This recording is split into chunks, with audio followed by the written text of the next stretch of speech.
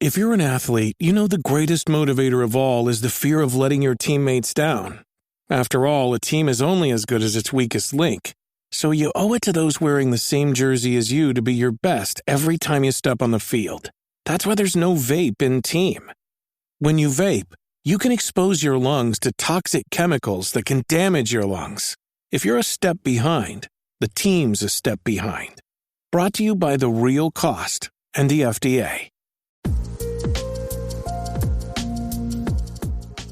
In my universe, there are two types of pirates. There's pirates who fly the black flag, who are just like, we're pirates, we're gonna take your stuff, we won't kill you, just don't give us any shit, all right? Just get out of here. Then there are blood pirates. Blood pirates go onto your ship, they harvest all your organs and anything of value. They don't care, they're the filthiest form of outlaws there are. I love the RPG Mothership. So I sat down with Eric, who's a creator of a new zine for Mothership called Rane in Blood. It's both a scenario and a source book. We talk about how he found Mothership during the pandemic and how it inspired him to become a creator. We step through how he created the zine and what his thoughts are on zines as a format. We touch on the economics of bringing a zine to print in the face of a global paper crisis. And stick around to the end where he talks about how generous the community in the indie RPG scene can be and how making Rane for him was an eye-opening journey. It's the people on Patreon that support Third Floor Wars that allows me to bring you content on a weekly basis. I want to thank some of our most recent patrons: Zagrave, Nick Louie, Slegend, Keller O'Leary, Robert Anthony, Peter Shepard, Jesse Miller, Tony Vicinda, John Harper, and Sean and Navi Drake. Thanks to each of you and the 100 other plus patrons. All right, sit back, relax, and enjoy my conversation with Eric. Do you love to unplug and play games around the table? Greetings, friends and floorheads, to Tabletop Talk from Third Floor Wars. If you love tabletop gaming, you are in the right place.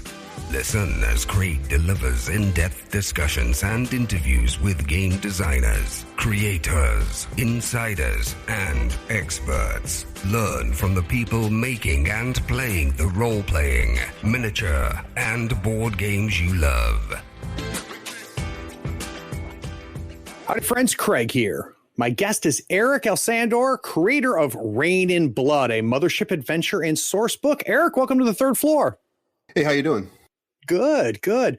So before we launch into it, I have to unfortunately put you through the routine of your origin story. So at one point in time, Eric, you knew nothing about tabletop role playing, and then it was put in front of you for the first time. So can we go back there and tell that story? Yeah. To be honest, man, I've been playing games since I was like tabletop games since I was probably 6. I know I don't look it, but I'm 40. I'm 43 years old, so it's probably Redbox D&D. I guess you guys call it like Dungeon Crawl Classics now, or I don't even. I don't know. Redbox. Yeah. Redbox. Yeah. I think I came across it at a friend's house under a bed, and I think that old school art from like Larry Elmore kind of pulled me in. Yeah. And then just decoding it. Because, like, to me, as a kid, reading those books, it made no sense. Like, the way statistics and stuff like that.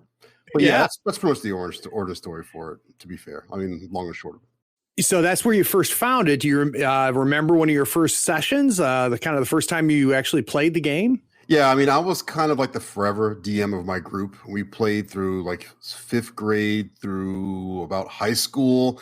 And then we went through that phase, like, you know, like most people did if you grew up in the 90s in high school, where like all of a sudden we stopped playing Dungeons and Dragons and we started playing White Wolf material. We played White Wolf material, a lot of Vampire Masquerade and all the iterations of that stuff for a long time. Then we went back to college and then back to I've never really stopped playing. There were breaks, but I've been running and writing games for probably 20 years. Something like that. That's crazy. Because, usually, in that college area, a lot of people take a break, right? And they go and then they come back as an adult or an older adult, I should say, and end up finding it. So you go from Dungeons and Dragons, you go to Vampire the Masquerade. When you look back on it, was there any other systems or games that you remember like having a huge impact on you or changing you how you thought about this role playing? Yeah. So I would say the two most influential games in my life have been D6 West End Games Star Wars. Nice. Because that was one of the first times you'd ever seen like a skill system that was basically, there's no character classes. You just they kind of were archetypes, but it was probably one of the first, like, aside from like RuneQuest, where it's like, this is how it is. It's really simple, boom. And then Shadowrun was like, it was one of the most complicated systems to run. But if you like minutia crunch, like I want to take a whole session and build a car. And like put all the pieces in the car, and like I want to be a rigger, and like you can do all that. I mean, I had all those splat books, dude.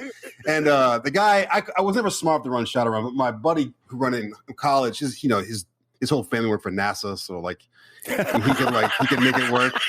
But so you need to be a rocket scientist to run Shadowrun. Yeah. So, but Shadowrun was good because you had the wound track boxes, right? And you had it was truly a freeform skill. I mean, obviously it was built in the bones of Cyberpunk. But there was a lot of options there. And so those two games, aside from like, your classic D&D, which I think is beyond comparison. It's just kind of like, it has to be everyone's entry level. I don't think I know anybody who wasn't. It's by far the most common first game. No question. But those two games, both of them, we had long running campaigns with player death and like highs and lows. And those two concepts stuck with me. Even when creating Rane and Blood, working for Mothership, those two games had a very heavy influence on me writing the zine. So as an older guy now than when you first started playing Shadowrun, I gotta say, there's a certain like stable of games, Eric, that keep coming up when I have these origin story talkers with creators. And Shadowrun is a big part of a lot of people's role-playing history. Mm-hmm. And now looking back on it, do you have a sense of why that might be? Not just for you, but why so many creators spent so much time playing Shadowrun? I think, obviously beyond the fact that it was one of the first really true urban fantasy games, but the world building in Shadowrun is like masterclass. Like you have a whole timeline of history, and there's enough like real world stuff seeded in with mega corporations and how they manipulate people, and then like obviously like I remember reading those novels. I read a ton of those novels. Reading those novels in middle school and being like, "What's email?" I mean, that's how old I am. There was like no email, and like, oh, it's electronic mail. That's what it stands for. But like, I had a German. So basically, Shadowrun is a big deal in Europe, like in Germany, and we had. I didn't know that. Yeah, big time. So when FASA went belly up, these got the Catalyst games out of Germany. They picked it up and they expanded it, and I think they have it to this day. But we had a German DM who knew. I mean, obviously he's educated in European model, which is a lot better than ours over here. But like no 7 languages. So he ran it. It was just like he ran it like almost like OSRE, where it's like, okay, you're dead. What? What? Oh yeah, go ahead and take. If you want to sit out, and next time you come. So it really made you like think about gun engagements. Like you would. It doesn't matter how many points you had in your guy, you will die if you do not check every door and cross all your T's, because he didn't. He just rolled dice and you would get. But I don't know. There's something about Shadowrun and the world building. I've read all the novels. To a lesser extent too. You could say Warhammer 40K, but that's another world building kind of thing as you've seen over time. But I don't know. And then West End Games Star Wars was just like those. And I've talked to Sean about this many times. To Sean McCoy. Yeah, those books by West End Games there's the technical manuals and all the stuff. To this day, they're still used by Lucasfilm as like they give them to the producers. Like here, like this is what these ships are, the breakdown, the floor maps, the equipment guides. They're so well written. And that's another game that's often referred to, Sean, for a lot of reasons, right? Because the quality of work that came off of that game is incredible, and mechanically, it was way ahead of its time. Die pool system and the simplicity of it, and when you played West End Star Wars, you were in Star Wars, and I have to say that many iterations afterwards, the only other game that I think has come close to it is the Fantasy Flight narrative dice system. I think that does a good job of capturing it, but it's still not like what it was playing Han Solo Scoundrel with the D6 system. It just wasn't the same. Craig, you seem like a nice guy. So I'm not going to. Oh, geez, here we go. But you got to take. I love Fantasy Flight, but like when you try to monetize things with the tokens and all the little stuff with like that, it's like I on my tier list of people who try to nail the license, it probably comes in third after the original D20 system for Star Wars did a better job, in my opinion, because even with them, like hit points were just kind of like your I like the whole fact your constitution was actually your hit points and like I don't know, but the problem with that was they didn't have the money or the legs, and they dropped support for it after a while. But like all the Weston stuff is online for free in PDFs. Like the community has like put it all together, and it doesn't get any better than that. You don't need anything else. It's all free. All the modules, I tell people all the time, you want to run a good Mothership module, just download one of those modules and just change some of the names around locations. No, it's very true. In fact, we live streamed Star Wars using your favorite system from Fantasy Flight, and I did it using some of the West End modules for exactly that reason, right? Because they're all there, and you can just grab them. A big shame. All right, so now we're going to fast forward, and I need to take you to the moment when you first got your hands on Mothership. So, how did you find out about Mothership, and what was your first take? So, pandemic. We're all sitting around. We're literally playing Dungeons and Dragons 5th edition every single day. I'm not the biggest fan of 5th edition, but like my buddy's like, okay, let's play it. So we played every day. And then, I'll try to keep this concise. So basically, Alien RPG had dropped. Yep. And I was like, oh shit, oh my God. Like, it was like, it was my first experience really with Free League, right? So like the art is really there. The graphic design is there. This is great. We started playing it, and then I was like, we had gone through the material, and I was like, I want to take them on a little something else. And then Gradient Descent had dropped from Mothership, and I was like, what is this? And then like I read it, and Sean has such a great grasp of like layout design and graphic design. I went to school for info design, so I was like, I didn't understand what it meant. It was extremely hard to navigate. I couldn't read it. The fonts are really messy. It was really busy, but there was something there. And then like, as I started to explore it more, science fiction horror is my favorite genre. And then I just felt there's more flexibility in Mothership to tell the stories that I wanted to tell, where Alien is very much like a prescriptive kind of experience. It's a closed world. Yeah, it's a closed loop, and you see the thing and you have to, but with this, it's like you can tell all the stories that I loved growing up. Even before any of this sci-fi horror, from Pandorum to like, obviously the Event Horizon, all like the Outlands, all those things where it's like, because space in and of itself is terrifying, and you don't have to do all the jumping through hoops to tell a horror story. It's like you're in space, you're alone, no one can help you, and let's just begin the adventure. And that's where it started. And then, zines but how did you find out about it? I guess, Eric, is what I'm trying to figure out, so right? Because I was on the Facebook group for Free League Alien RPG, which is a pretty bumpy community. And then somebody was like, I just picked up Gradient Descent. You should check this out. Android Mega Dungeon. And I was like reading about it, and I ordered it. And then I just started getting into it. And then I got in the Discord and started like, making trouble there. And then like I got a whole pound of flesh. And then I called my buddies. We ran it, and I've been running I've probably ran 60 games in Mothership. Almost a year. No shit. Yeah. Wow. And obviously we've got a new edition that was kickstarted recently that was mildly successful. And what do you think about the changes?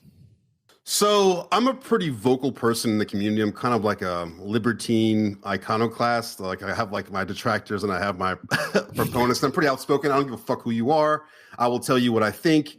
I don't care who you pretend to be or whatever. I don't know. But so I felt as though there's like a certain kind of magic that happened with Zero Edition Mothership that I liked. And then there was some tweaks that Sean and Alan had made to it that I didn't like, and especially in regards to character progression and like the lack of stat progression and how easily you die, armor damage. And then I kind of pleaded with Sean behind the scenes to like address some of this, because like I get irritated. I started getting irritated because like so much of the game started to go towards single experience, limited run stuff. And I'm like, I want to tell complete stories. In my opinion, to tell a good Mothership story, my characters take about 6 to 7 sessions, 2.5 hour sessions to have a full arc, because I don't like to interrupt their role playing. I don't know if you ever run games at conventions, but you kind of have to railroad them to get the plot. And when you want to build tension, you just can't do that. It just becomes like a running gun, and people die. And that's what I push back on. And like with Alien RPG, they started to go that route, and we played all through all the new stuff with Gaskin. We played through all of it, and at the end of it, we were just like, this doesn't work for campaign play. So that's what I push back on. So there are things that I like about it, and there's stuff that me and Sean talk about to this day. Like we talk about customizing the ships, like making them more like a home in space. Because it was really the old Zero Edition Mothership shipbuilding was terrible, and no one used it. And talked about some like giving people who don't run games some more to work with, like a rogues gallery or corporation names or some enemies, stock enemies, just to get the ball rolling. And he put that in there. And then some stuff with how many, because what Sean did was he cut your hit points in half. He cut your stats in half. So now your fail scenario was super high in that game. So when you have players, they will get frustrated if they can't do simple things. And when you run Mothership, you kind of have to free people's minds about like not everything needs a dice roll. Correct. But some people are so married to that. I can see the frustration on my players' faces when they can't do simple things. So when I wrote Rane and Blood, I kind of like gave them my own version of a skill tree. There is stealth there. There is some underworld there. Like you can have that like as an alternative to what's been presented in Mothership. But as far as like everything else goes, like I think they're doing a good job. Like if it's not broke, don't fix it. And the panic system I think is better. That was one of my few complaints in Zero was how stress worked, and I think it's much better now. And it was retarded, man. Like a lot of us use the calm system that Quadra came up with on his. So like it was built for campaign play. It was like you had a long condition table. And the more you go into it. So in my games, I'm left and right. I'm penalizing calm left and right, and the characters are starting to get like lose their minds slowly, as opposed to just like you snap and then that kind of thing. Yeah. So. No, I agree. All right, so you're playing Mothership. You're like, shit, this is my jam. It's the genre I love. It doesn't have the limitations that I was feeling in Alien.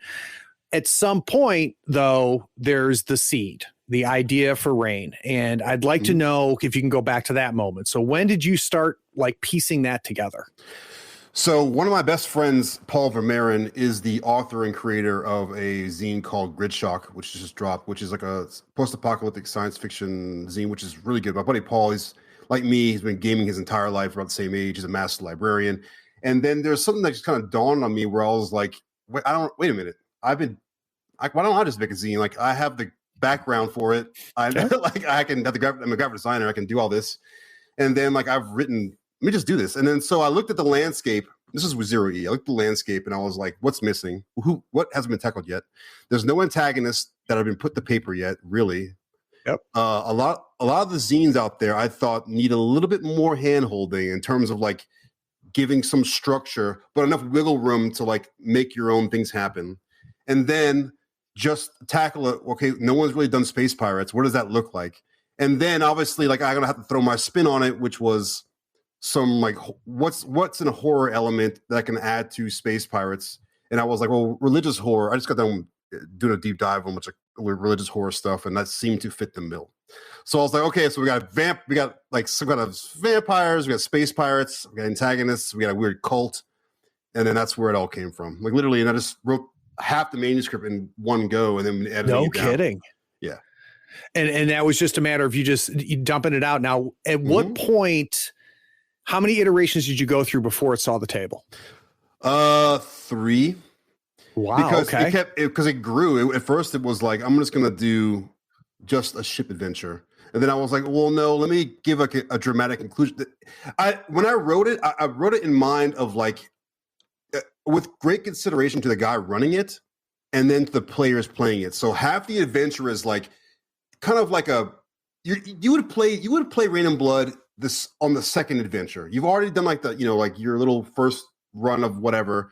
But this is the second one. You kind of have the idea of the mechanics, and I give a lot of tools in Rane and Blood to tweak the experience up or down, considering whatever. The second half is completely unbalanced.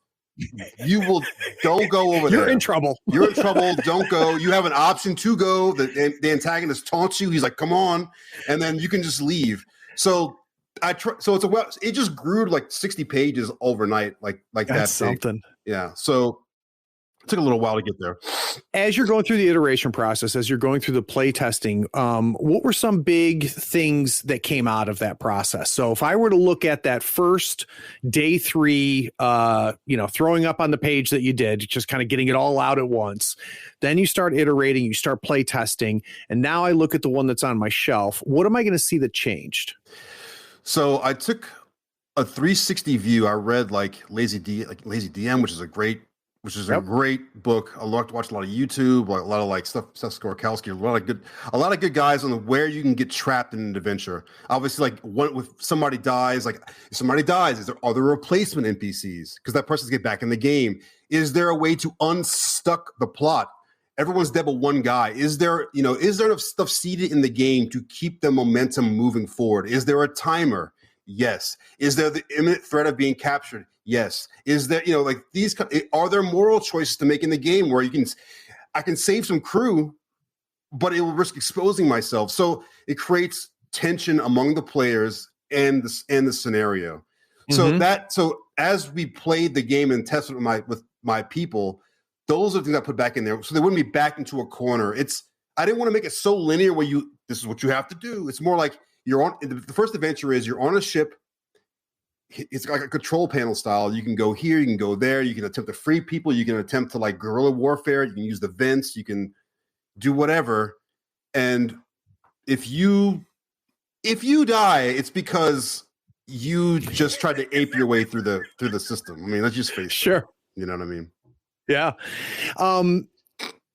At what point do you then move to layout? When do you decide, okay? Immediately, instantly. Oh, interesting. Really? How so? Yes. Sean and I'm also surprised to hear that Sean has the same mentality. As soon as I had a working manuscript within obviously there's some spelling errors and some grammatical stuff. My editor, Paul, is really good at taking my nonsense and chopping it down.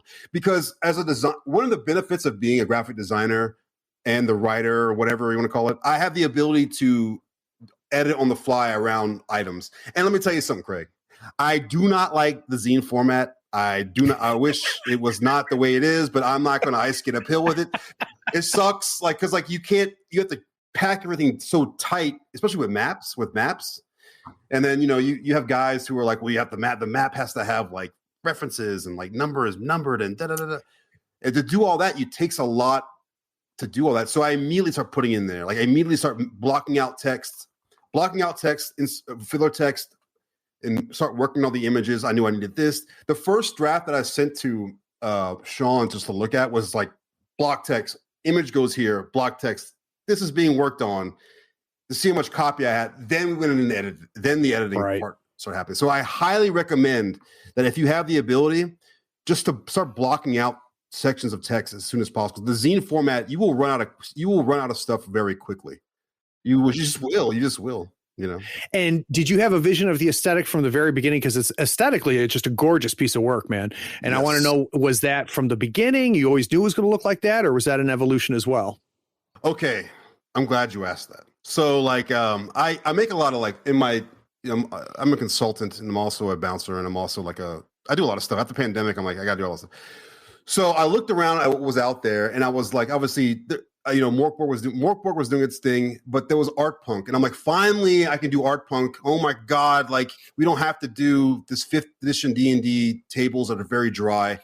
But I felt as though too many people were trying to emulate Sean's style in terms of his very clean, rounded corner layout, and his stuff is good. But just in Morkborg, there's a ton of questionable quality Morkborg stuff who are trying to copy those guys and stuff. Just do it in your own way. It doesn't. Art punk does not mean you have to chop up Xerox copies of the Bible. Just do it.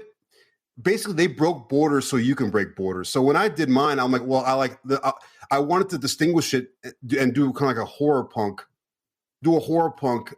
inspired thing. You know what I mean? I was going to be fuck it. We're going to do full color. I don't care. I'll eat the cost. I don't want to compromise my vision. Because there was some, in my opinion, some low effort stuff floating around out there, and I'm no. It has to be as long as the core tenets are survival, horror, and exploration. You can do whatever you want to do in that sphere. So that's where the inspiration came from. Did you know you were going to kickstart it from the very beginning, or did that come at some point during the process? Well, I've never kickstarted anything, and oh my God, did I learn my lesson on a lot of shit, man. Oh my God. But I was like, my buddy, he had kickstarted it. He's a librarian. So I was like, I'm going to give this a try. It was terrifying. Like I accidentally because just like, you don't know, like a Kickstarter does not, I don't know if any Kickstarter stands here, but Kickstarter does not do a very good job of like preparing you for like, there is no, like for example, I was on a plane in Las Vegas. I'm like, all right, I'm going to launch the pre-launch page. And I accidentally launched the page. That's why there's 2 iterations of Rane and Blood on Kickstarter. And I was like, oh no, like I called him, hey, you take this down. Like, cause it doesn't tell you, And like once somebody gives you money, man, I mean, it's all built on credibility that I will finish this thing. Yeah. And it put me to task. I mean, luckily where I was professionally, I had a lot of downtime, and I wanted to see if I could do it, and I did it. And I should have trusted my instincts and just do domestic shipping, but I had so many people in Europe being like, "You bastard, how dare you?" And then now it's like, God, dog, man. And then like the pledge manager stuff and the back and forth with them, and now sashaying the paper thing, which is a huge issue now. Like, yeah, I wanted to talk about that. Oh talk to me about that, Eric. Okay, well, we're in basically what to call, Craig, no paper crisis lockdown. Okay,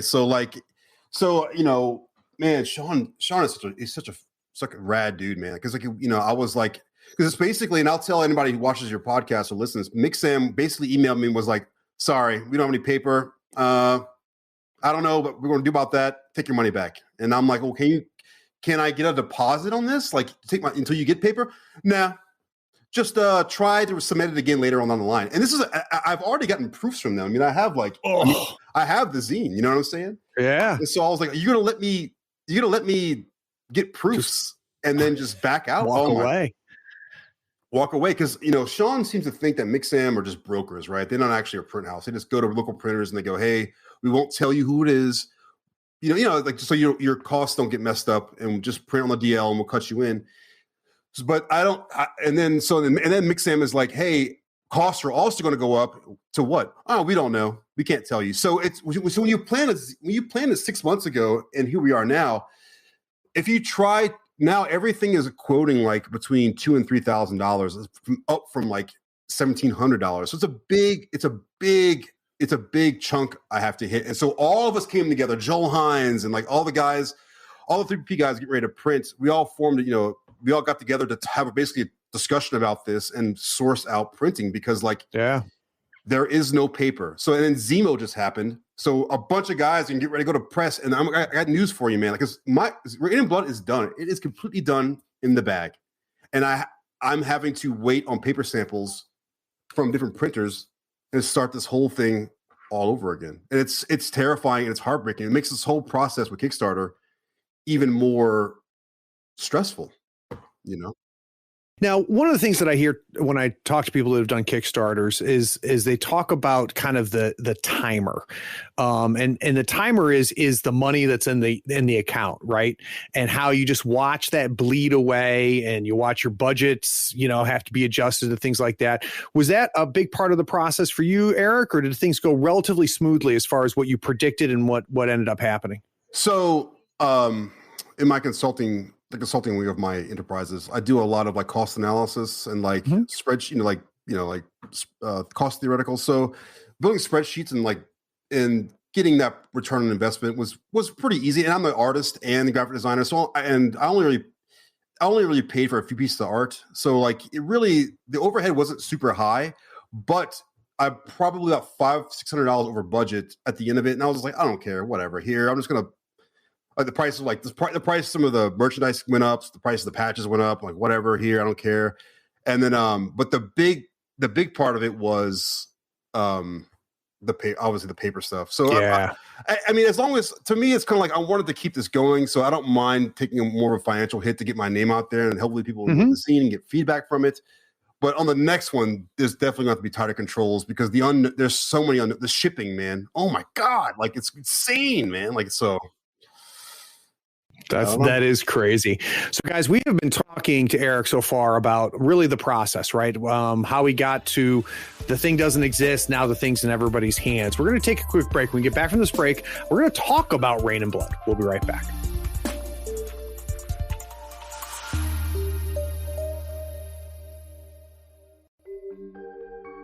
Are you a tabletop RPG player that is considering becoming a game master? Are you a veteran GM that is always looking for different ways to improve your games? GM Mastermind is an RPG podcast that tackles topics catering to the art of game mastering. But Craig, there are a lot of RPG podcasts that do that. Perhaps, but GM Mastermind has the brain trust. It's a guest panel made up of 2 to 3 game masters from different backgrounds and experiences that share their personal insights on a particular topic. This keeps the conversation fresh, diverse, and insightful from one episode to the next. So head over to gmmastermind.com or subscribe to GM Mastermind wherever you find your favorite podcasts.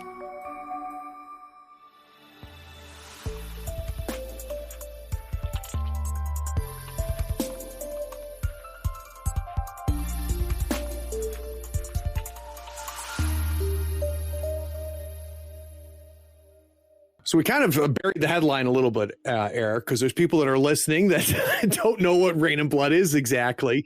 So let's talk about maybe, obviously no spoilers, right? But let's give them an overview of the adventure itself.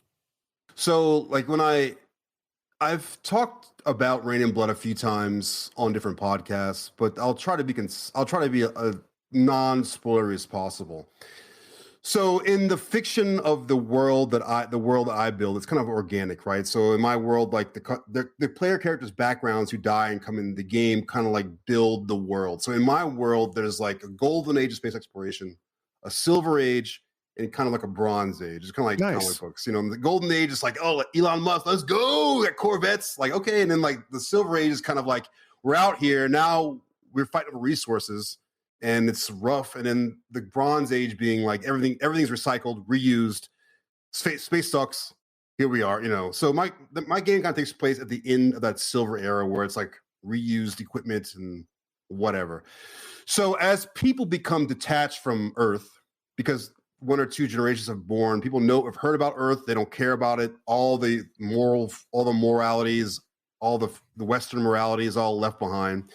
You have fringe groups now who have lived long enough in space to detach themselves from, you know, any kind of like law or whatever. So I'm a big fan of like things like I'm a huge fan of Heart of Darkness, Conrad, or I guess you guys would know it as like Apocalypse Now, where it's a very Apocalypse Now where it's like it just takes one very charismatic person to give you permission. I give you permission to do horrible things and no one will judge you for it as long as you do it in my name.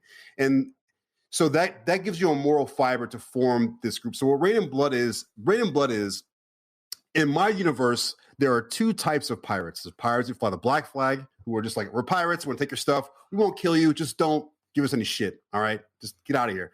Then there are blood pirates. Blood pirates go onto your ship. They harvest all your organs and anything of value. They don't care. They're the filthiest form of outlaws there are. Everyone hates them, including the pirate clans who have some kind of honor. No one likes them. And so in your mind, there's a part in Apocalypse Now where Colonel Kurtz talks about how like these Viet Cong guys went and cut the arms off all these children who got this vaccination. And he talks about the moral man and the amoral man, how they coexist in the same person. And that's what you have to do. You have to give somebody a moral framework who can do these, cut people open, children, old people, take their organs out while they're sleeping and they're vulnerable, and just like get up the next day like nothing ever happened. You know, right. and then so that's what blood pirates are. It's the practice. Blood pirates just basically go steal your organs in space, and they attack transport ships from the inner system, the Terran systems, which have better air and, you know, they actually, you know, sunlight and have, you know, because just like shark fin soup in China. It's like there's a perception exists that these fresher organs, are better instead of the recycled, back-grown stuff, right? Right. But so over time, there's one organic. You want your organs organic. You want it fresh, right? So free range people. Yeah. So what these pirates do is like there's these guys are the original guys who did it. Now there's other guys who copy it. But what's not really known is there's a religious cult of guys who do this. They take some cuts and they sell in the black markets, and they keep the other cuts for themselves. And what they do with that, you have to find out in Rane and Blood. Their religious leader is a man named Martin Rane, who is the title character of the book. And these blood pirates are a cult, and they're organized kind of like a mockery of the Catholic Church. Like there's like bishops and whatever else. They have robes, and there's a lot of it's based on Byzantine Greek orthodoxy, which is crazy. Those guys were like those weird, like occult stuff. Yeah, like even the chanting and stuff.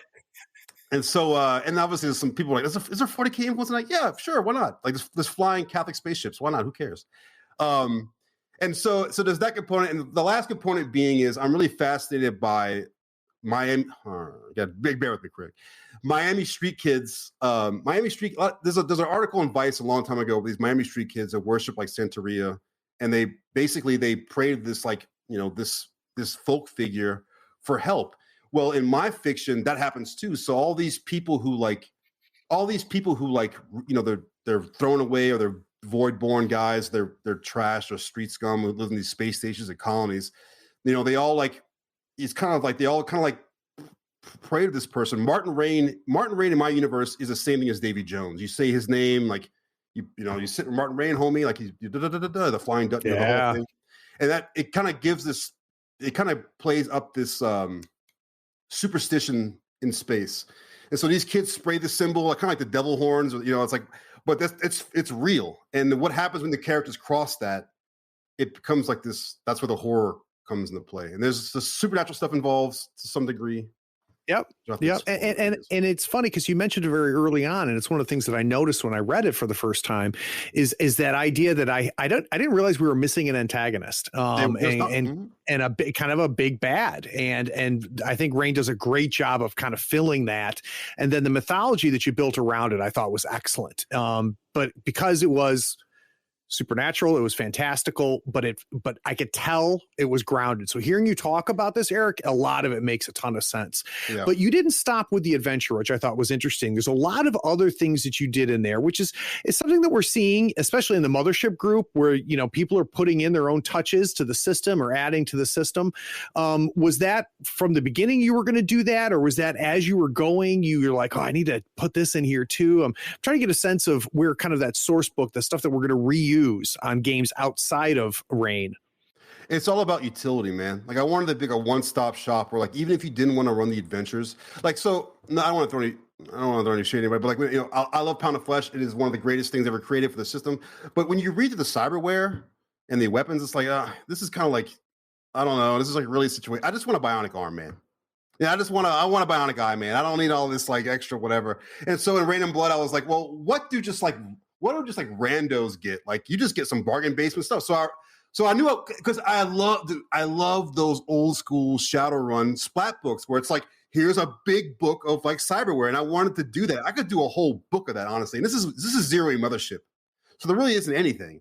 So here it is in the skill tree. I was like, my friends and I were like, we're missing some skills on here, and I'm like, yeah, I think they cut some out for graphic design reasons. They feel like we're missing some skills, so I put that back in there, and I put a character sheet in there. Like my character sheet for Rane and Blood is like, okay, here you don't have to have the full flowchart character sheet. You can just have a normal character sheet with color, and like, just I wanted to help break free people's minds from like how rigid some of the stuff.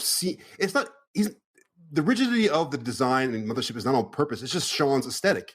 Like, you don't have to match that. You could do whatever you want. And Sean and Alan talk about that all the time. So it was kind of like a give back to me. That was the funnest part for me, was building these technical manuals, like in the back of the zine. And what's funny about this, Eric, and this is why I put you through the origin story stuff, right? So now I'm hearing the Star Wars West End and how important those technical stuff that they put out there was to you, growing up, and, the skills and all of the things in Shadowrun. And I've always found it very interesting how those seeds end up, showing up in your work later. Sure. Yeah. I mean, and then it's kind of like I have the mental ability and the software knowledge or whatever to not only reproduce that for almost 1-to-1, it's enhance it. Cause right. When I was a kid, I was like, it just seems so wondrous to me. Even Dyson Logos and his cool, isometric dungeon maps. I'm like, how do you do that? And now I know, how, so now I really put it out there, dude. It was just fun to do that stuff, and then I've learned a lot though in the process, and I've made a lot of awesome friends, man, that the whole process, honestly, to anybody who's listening who wants to do this, the whole process was like a journey. I work all the time. I'll never go to Machu Picchu or see the Great Wall of China necessarily, but it felt like a journey, like an adventure. Oh, that's cool. Through the medium. That's cool. I got Andrew Gaska, the creator. He's a friend of mine now. You can just message him on Facebook. He responds to you. Yeah, he's been on the show. He's a great guy. Yeah, we're friends. We've gamed together. He's a great dude. All the guys are really great guys. And I would never have met these people if I had not have taken the plunge and done this. I'm amazed, Eric, just how generous the community is. And it really is neat. And you don't have, it's different than a lot of the other communities. I was in the miniature community for a long time, and there's just a different mentality as far as for the creatives involved and the sharing in the community. It's the role-playing industry is very, very interesting, especially when you get down to the indie scene, right into the zine scene and stuff like that. It's very impressive. So the big question now, Eric, is what's next? So people have asked me about a follow-up, which I am thinking about doing, and I have an idea. Why? We all died. Yeah, it's true. you run it? Not yet. No, okay. I'm making a joke. I mean, I had a whole team. I had a whole team wiped the first time I ran it, and I was like, you guys can't just run around these halls. It's kind of like System Shock. You gotta take your time and sneak around. You can't just be running in there. You're gonna die. You're gonna. And then so this talk about follow up, but the next thing. Well, I mean, I'll just go ahead and tell. The next thing is probably going to be a prison world sandbox, which is very Traveler, because Prison Planet by Traveler is the shit. And if you haven't read it, I shouldn't. And I wanted to if no one's good, I want to do some world building. And it's you can do with these pirates, you can deal with this prison, you can deal with this space station, and it's all in this section of the thing, and you can go there and bounce around. Sean kind of did that with Gradient Descent. You can go to Cloud Bank, you can go to Prospero's Dream. So that's my goal is to install a few more points in that world. So you can just I don't have a lot of time to write anymore. So a lot of times I'll pick up an adventure and I'll change some things around. And I want to respect people's time, because those days of being in high school and just spending the whole weekend just drawing map, I don't have time for that, man. No, I'm the same way, man. I do the same thing. I grab published stuff, and then that gives me my launching point. It gives me some premises to work from, and then we just play, right? And we see where the table goes at that point. So the last question that I always like to ask my guests is, what are you consuming right now that you're loving? And it could be another RPG, it could be a book, it could be a movie, a video game, but is there something that lately you have just grabbed onto and just can't get enough of? Yes, the Genesis. Oh my God, you know what I'm talking about? That German game, the Genesis. No. So basically, it's dead now. The game just died. The guys are we didn't make any money, but the world building in the Genesis, and if you're a real one, you know what I'm talking about. The books and the world building are ridiculous. I will never find anybody to run this game because it's just too. It's kind of like Coriolis, where it's just so I don't know. I don't think I could find 4 guys who would really want to play this without absorb it. It's so much homework. I've never heard of this thing. Let's talk to me about this. What is this? It's a German RPG. I'm pretty sure it's German. Anyway, it's set in a far future where it's humanity's recovered after an apocalypse. A virus has basically like laid waste to the world, and people have like started these new societies, and it's very like I don't know how to describe it, but the art design is bar none. I think it's called what was it, something vodkas? I can't remember the company's name, but like Dave Thurman on YouTube, he does a really good deep dive into Degenesis. There's a lot of like religious stuff in there too. There's like cults, and there's like it's just based. It's. I'll send you a link after this, but if anybody listening, I highly recommend it because the books, the art in those books are amazing. The design, the whole thing was a flex by this company to be like buy our stuff. The problem, their fatal mistake, was giving away all their PDFs for free. Ooh. And then trying to make money on the back end on the hardback book. So everyone just downloaded it for free, and then didn't buy the books. Yeah. That sucks. Yeah, so probably that and like Robotech, man. Like I can't ever get it. Yeah, and guys, we'll have a link to that down. If you scroll down right now, we're gonna have a link not only where you can pick up Rane and Blood yourself, because I know you're super excited about it. It is as we're finishing up Dead Planet on the channel, you can look forward to us live streaming Rane and Blood. I've made the decision a little bit early on that's gonna be the next Mothership we do. Depending on when this released, it could be coinciding with that. But Eric, I really appreciate you making the time, man. Yeah, and again, I'm sorry, Craig. Our schedules didn't line up, man. It's like this is my day job. It's like I have to like dance around with clients, and then it's just a lot that I have to do, and then I have to like people pay me money to fight other people. I have a bouncer also, so like I run a security company at night, so like and then it's just a lot, man. You know how it is. Like, you have to diversify your income. So, but thank you so much. This has been probably one of the most pointed interviews I've had. And I had a lot of fun, man. I had a lot of fun, dude. All right, brother. It was good hanging out with you. And for those of you listening, you made it all the way to the end, and I appreciate you too. Take care.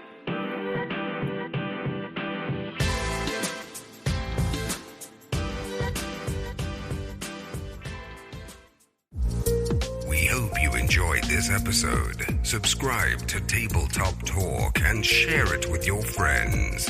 Check out our content on YouTube and Twitch. Follow us on Twitter and Facebook and stay updated on everything coming from Third Floor. All the links are in the show notes. Take care, floorheads.